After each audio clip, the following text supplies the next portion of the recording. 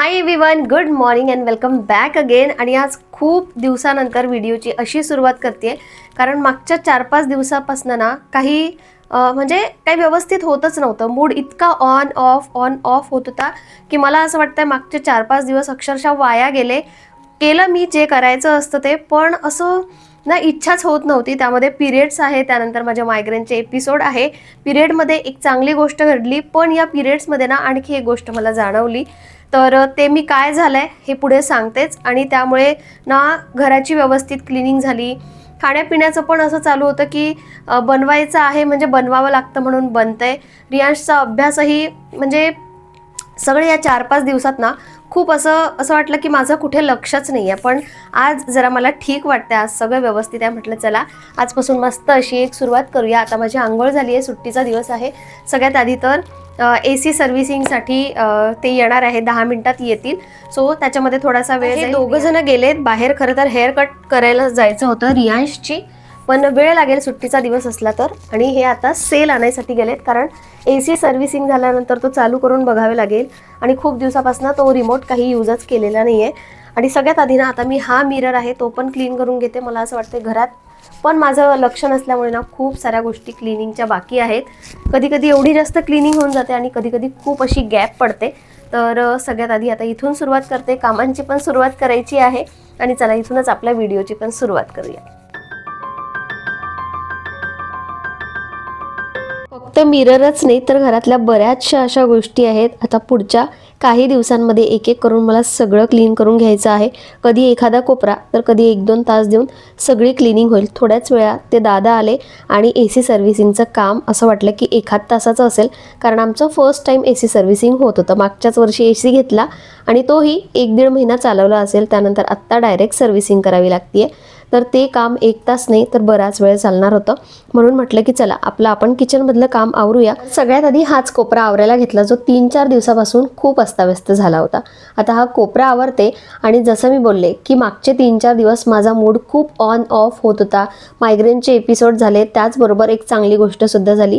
ती म्हणजे आता सुरुवातीपासून सांगते. मागच्या काही महिन्यापासून म्हणजे 6 महिने झाले असतील तेव्हापासून मला पिरियड फ्लो थोडा कमी होत होता. आणि लगेचच मी माझे जे डॉक्टर आहेत त्यांच्याकडे पण जाऊन आले. माझे जे काही डाऊट्स होते ते सगळे क्लिअर करून आले. आता वाढतं वय असेल तर हे प्रॉब्लेम्स होतात, पण मला असं वाटत होतं की माझं वय एवढं पण नाही वाढले की फ्लो एकदम कमी होईल किंवा मग मी मेनोपॉजचा विचार करेल. म्हणून मी डॉक्टरांकडे गेले. तर फ्लो कमी होतो हे अगदी साहजिक आहे, पण त्यासाठी मी ना माझ्या रुटीनमध्ये काही चेंजेससुद्धा केले आहेत जे आपल्याला काही वयानंतर करावे लागतात. आता 35 नंतर पिरियड्समध्ये काही बदल होणं खूप नॉर्मल असतं. म्हणजे थोडं कमी दिवस होणं किंवा फ्लो कमी होणं, सायकलमध्ये थोडा फरक पडणं, आणि हे सगळं हार्मोनल बदलांमुळे होतं. माझ्याही बाबतीत तसंच झालं होतं. म्हणून मला खूप सारे प्रश्न आले होते. म्हणून घाबरण्याऐवजी माझ्या डॉक्टरांनी मला हेच सजेस्ट केलं की थोडी एक्सरसाइज करा, डाएटमध्ये थोडे बदल करा आणि खाण्यापिण्यात पण बदल केला. तर सगळ्यात आधी मी खाण्यापासूनच सुरुवात केली.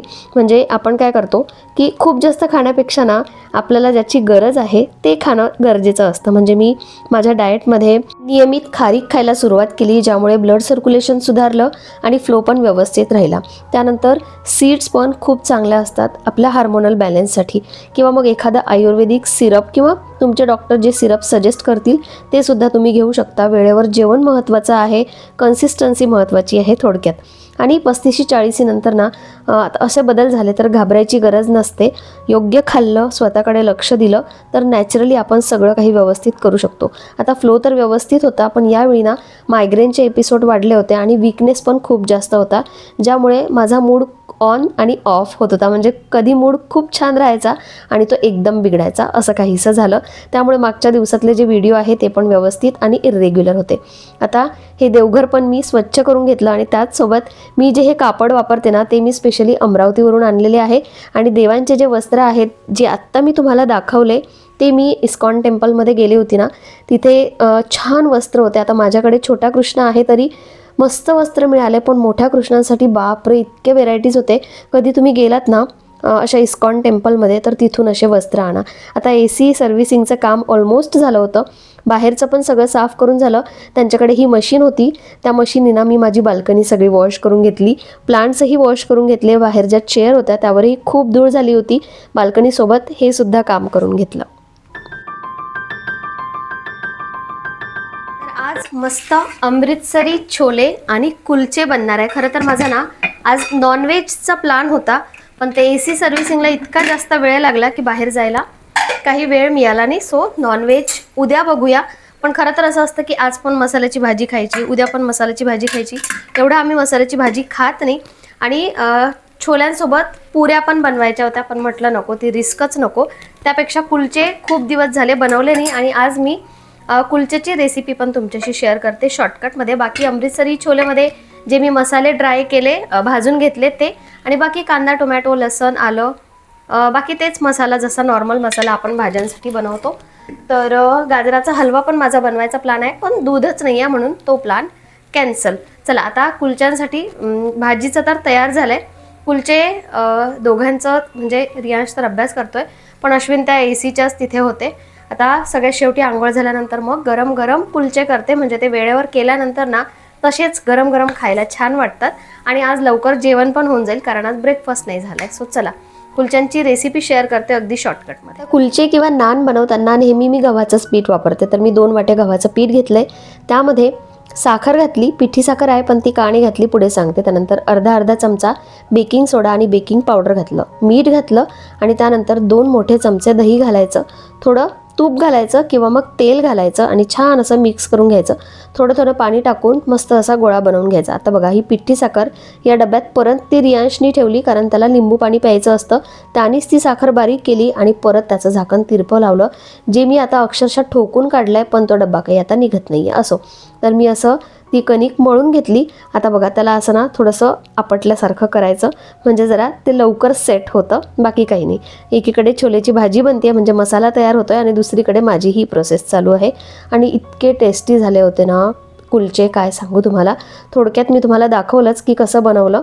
पूर्ण रेसिपी ना कधीतरी एकदम डिटेलमध्ये मी तुमच्याशी शेअर करेल.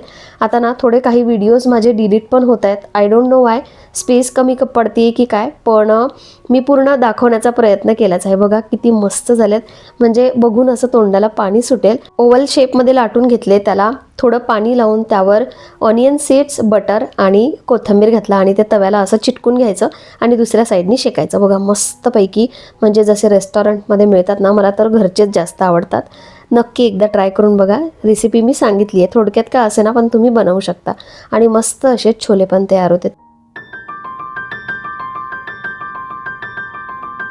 पदार्थ गरम गरम वाढायलाही तेवढीच मजा येते. मस्त रियांश आणि अश्विन जेवत होते आणि मी गरम गरम कुलचे त्यांना नेऊन देत होती. पण ना असं जेव्हा आपण गरम देतो तेव्हा खूप आनंद असतो, पण शेवटी आपल्यालाही वाटतं की आपल्याला कधी मिळणार असं. आणि माझ्या बाबतीत तर असं झालंय की माझ्या आईला ना खूप अशा रेसिपी यायच्याच नाही, आत्ताही येत नाही. त्यामुळे भाजी चपाती किंवा असं नॉर्मल स्वयंपाक तर मी गरम गरम जेवली आहे, पण अशा काही स्पेशल डिश आहे ना त्या मला आठवत नाही की मला अशा छान गरम गरम मिळाल्या आहेत ज्या खरंच गरम खायला मजा येते. पण ठीक आहे, शेवटचे 1-2 कुलचे जे गरम असतात ते ॲटलिस्ट आपल्याला खायला मिळतात. इतकं ताणून जेवण झालं होतं. त्यानंतर TV बघितला आणि बराचसा वेळ ना सॅटर्डे संडे असला की TV मध्ये जातो.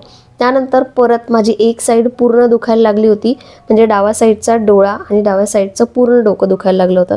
म्हटलं आता आराम केल्याशिवाय पर्याय नाही, म्हणून मी कर्टन्स लावून घेतले, कारण इकडून एवढी जास्त ऊन येते ना.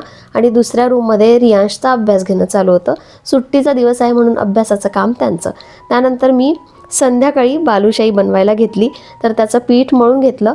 यावेळी मी त्याची रेसिपी नाही शेअर करणार आहे, पुढच्या वेळी नक्की शेअर करेल. आणि तुपामध्ये छान ते तळून घेतलं ना आणखी जास्त टेस्टी लागते. आणि तसं बालुशाही पण मला बाहेरची नाही आवडत, मी घरी बनवलेलीच आवडते. मस्त लेयर्स पण येतात, टम्म फुगते आणि खूप असं आतमध्ये मी पाक पण तेवढा जाऊ देत नाही. थोडंसं कच्चं राहिलेलं मला चालतं, पण खूप अशी ना ती साखर असलेली मला नाही आवडत. आज बऱ्यापैकी सामान घ्यायचं होतं म्हणून आम्ही रिलायन्समध्ये आलो आणि आम्ही जे ग्रोसरी मटेरियल आहे सगळं रिलायन्समधूनच भरतो. डीमार्टमध्ये जातो तेव्हा ग्रोसरीचं काही सामान आणतच नाही, असंच काही एक्स्ट्रा आणायचं असेल तर आणतो.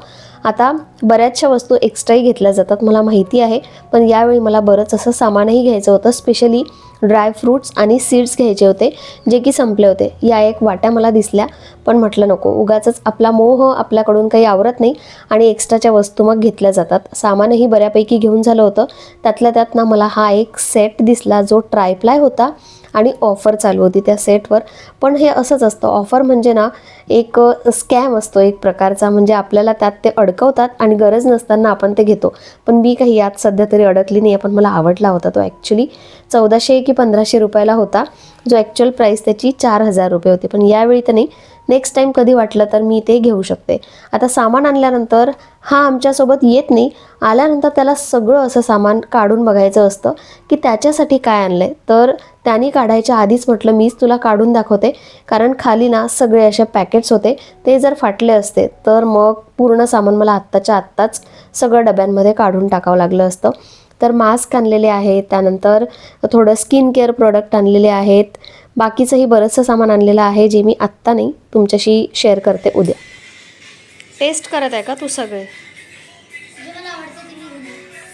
रियांश तुझ्यासाठी नाही आहे ते.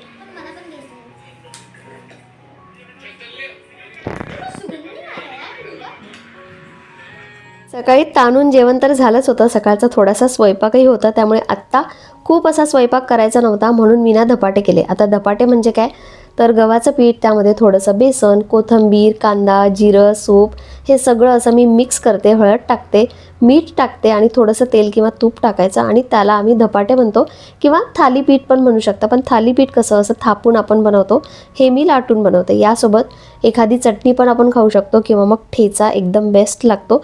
कमी जेवायचं होतं म्हणून ही ॲडजस्टमेंट. आणि हो, बालुशाही दाखवायची तर राहूनच गेली, जी पाकामध्ये मस्त सेट झाली होती. आणि बघा एकदम डीप आतमध्ये नाही गेलं आहे, थोडंसं अर्धवट कच्चं असल्यासारखं राहतं, पण आम्हाला तरी तशीच आवडते. एकदम टेस्टी झाली. बऱ्यापैकी सामान आणलं, पण आत्ता मी यातलं ना काहीच काढत नाही आहे, कारण असं फ्रीजमध्ये ठेवण्यासारखं सामान नाही आहे हे. आणि लगेच काढलं आणि यातली एक बॉटल पण घेतली, जी तुझ्या कामाची अजिबातच नाही आहे रियांश. बाकीचं सगळं ना मी हे उद्या काढून ठेवते. आणि आता सकाळपासून इतकं ताणून खाणं होतं आहे, म्हणजे सकाळी छोले कुलचे अगदी ताणून खाल्ले. त्यानंतर आता रात्रीचं कमी जेवतो, त्यात धपाटे, चटणी, ठेचा सगळं होतं. त्यातल्या त्यात बालुशाही म्हणजे मी तुपात केली, अदरवाईज मी तेलात करत असते. आणि इतकी टेस्टी झाली आहे ना बालुशाही, की एकावर एक आय थिंक 3 तरी खाल्ल्या असेल, याने त्याच्यापेक्षा पण जास्त खाल्ल्यात. आणि अश्विन खात नाही, त्यांनी पण खाल्ल्या, कारण त्यांना खूप आवडते बालुशाही. तर आता बाकीचं असं सगळं ना ड्राय सामान आहे, असं काही फ्रीजमध्ये काढून ठेवण्यासारखं नाही आहे. बाकी ज्या सीड्स हव्या होत्या त्या मला नाही मिळाल्या, कारण सीड्स संपत आले आहेत. ते डबे मला भरून ठेवायचे होते, पण आता उशीर झाला आहे, पोट जरा जास्त भरलं आहे, म्हणून म्हटलं जरा वॉकला जाऊन येते. 10 वाजलेत, 10:30 पावणे 11 वाजतील घरी यायला. हे सगळं मी उद्या काढेल आणि कंटेनरमध्ये पण उद्याच्या उद्याच सगळं काढून ठेवील. हे मास्क पण आणले आहेत यावेळी. जरा कुठे गेलं रे पप्पाचं? हां, आमच्या दोघांसाठी हे चारकोल मास्क आहे आणि हे नॉर्मलवाला आहे, जरा वेगळ्या कंपनीचे. अदरवाईज गार्नियर, लॅक्मे हे तर वापरतोच आपण, पण म्हटलं चला आता उन्हाळा चालू झाला आहे, तसंही शीट मास्क वापरायचे असतात उन्हाळ्यात. चला आता चलतो का वॉकला की तू घरी थांबतो? नाही रे सोना, मला जायचं आहे रे बेटा. हे एक हेअर ऑइल आणलेलं आहे ममाअर्थचं. तर हे सगळं ना मी उद्या तुमच्याशी शेअर करते, कारण आत्ता करत बसली ना व्हिडिओ पण मोठा होऊन जाईल आणि मला वॉकला पण जायचं राहून जाईल. सो चला उद्या भेटूया, बाय.